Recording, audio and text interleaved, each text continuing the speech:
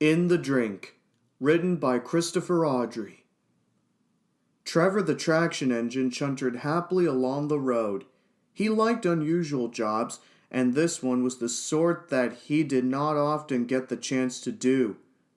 A farmer had some old cherry trees which didn't give fruit anymore, and he had decided to plant new ones in their place.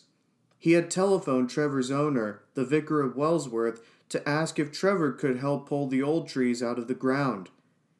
"Of course he can," replied the vicar. "He'll be delighted." And so, one bright autumn morning, Trevor and his driver, Jem Cole, were making their way to the farm. They had some distance to go, so they had started early, and now, about halfway there, they stopped to refill Trevor's water tank from a roadside stream.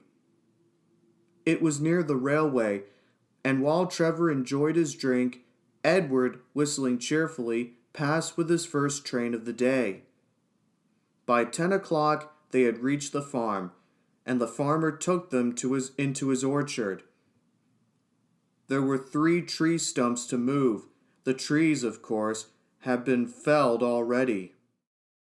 Trevor's driver used a spade to dig round the first stump, making a hole below the main root. Then he pushed chains through the hole, looped them round, and fastened them to the towing bar underneath Trevor's bunker. "Right," he said to Trevor as he pulled the lever. "Heave!" Trevor struggled to move forward, pulling hard. There was a creaking noise from the tree stump, but it didn't move. "Oof!" panted Trevor. "This is a tough one." He tried again. This time, he felt the stump moving a little. At the third attempt, there was a sudden crack. The tree stump came out of the ground in a shower of earth and roots. Trevor jerked forward, the chains clanking and bumping behind him. "That's one," said his driver. "Well done, Trevor. Now for number 2. The second stump was no trouble at all, but the third was harder to move than the first had been. By the time it was out of the ground, Trevor felt exhausted. But the work had taken longer than expected, and there was no time to rest. The autumn evenings were short, and if Trevor and his driver were to get back that day, they had to set off at once because he had no lights for running on the road.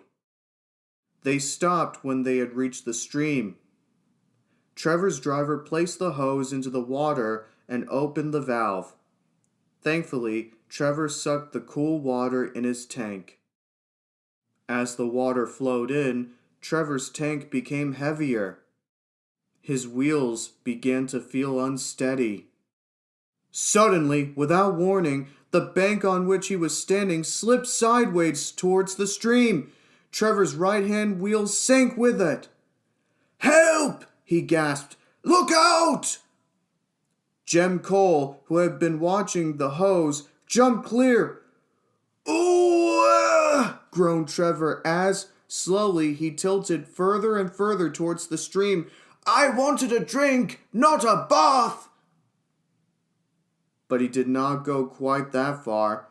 When the ground stopped moving, Trevor's right-hand wheel was about 2 feet lower than the other one.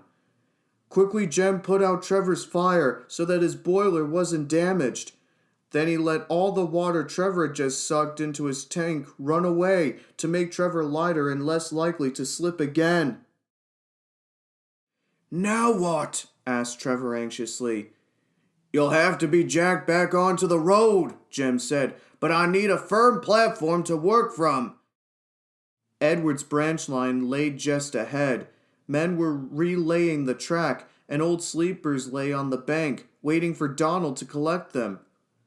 "What about those sleepers?" Trevor suggested. The foreman of the relaying team gave permission and sent some men to help. First, they dug into the bank of the stream and placed a sleeper below Trevor's wheel so that he could not slip and, putting the jack on this, slowly raised Trevor, building up both platforms as they did so. At last, Trevor was at level again. His driver refilled the boiler and water tank, then relit the fire. It was too late to get home that night, but there was a farm nearby. Jem went to ask Trevor if he could spend the night in the farmyard. And by the time he came back, Trevor had just enough steam to slowly move safely off the road. Trevor reached home safely next day. Whenever he goes on a long journey in future, he says, he will be very careful where he stops for a drink.